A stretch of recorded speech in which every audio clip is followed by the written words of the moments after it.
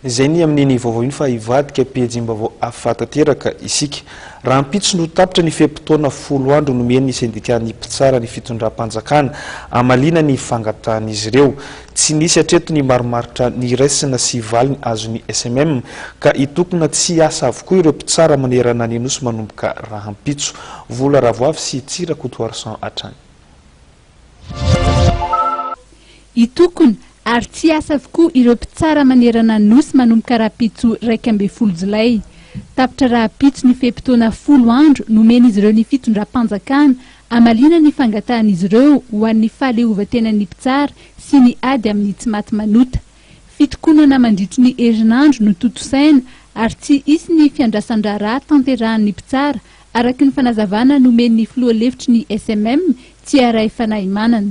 Voalohany indrindra aloha mahakasika an'ilay fitokonana atao mpitsara Rahampitso dia mametraka fialatsiny mialoha amin'ny olo-pirenena manandraraha ny fitsarana ny sendikan'ny mpitsara eto Madagasikara satria mety hiteraka fanelingelenana zay fitokonana atao mpitsara zay.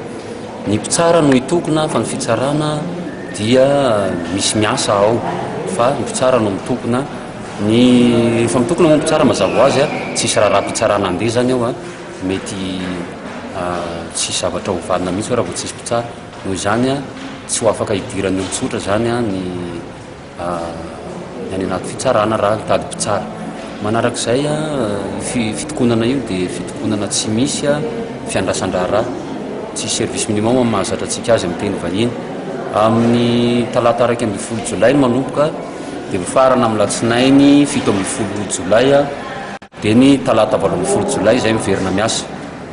Tsorina moa fa raha matoa no ferana ohatr' izany io grevy io dia mba hitsinjovana atsika vahoaka ihany. Fa kosa tianay koa ny teny amin'ny mpitondram-panjakana hoe raha ohatra ka mbola izahay mieritreritra foana fa mba mitsinjon'ilay vahoaka, aoka kosa ny mpitondram-panjakana mba hitsinjon'ny vahoaka ihany koa amin'ny alalan'ny famahanana hainga dia haingana, famahana haingana ny olan'ny mpitsara sy ny mpitondra. Izay efa ny ampelantanan'ny mpitondra ny fitakian'ny mpitsara. Raha tany isaiko kely fotsiny anankiroa ohatra hoe ajanony ity fampiasana amin'ny fitsarana ty, ajanony ty fanomezamezana baiko ny fitsarana ty, ajanony ty fijabahana amin'ny rahampitsarana ty. Ajanona le izy nefa tsy vitany ajanona fe ajanona fotsiny fa minona no antoka omen'ny fanjakana fohy be anay mpitsara fa ho ajanona zay zavatra rehetrarehetra takina izay. Zay zavatra takina izay nefany dia tsy ho an'izy fa mba azahoany vahoaka rariny sy hitsiny eny anivon'ny fitsarana fa tsy hoe rehefa manamana-mbola na manamana-pahefana dia omena tombony noho ny baikobaiko mahazon'ny mpitsara any anatin'ny raharaha anankiray.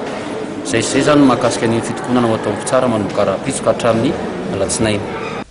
Arak'izany manomboka Rahampitso 12 Jolay ary tsy farany raha tsy ny 17 Jolay ny fitokonana tanterahan'ny mpitsara manerana ny nosy.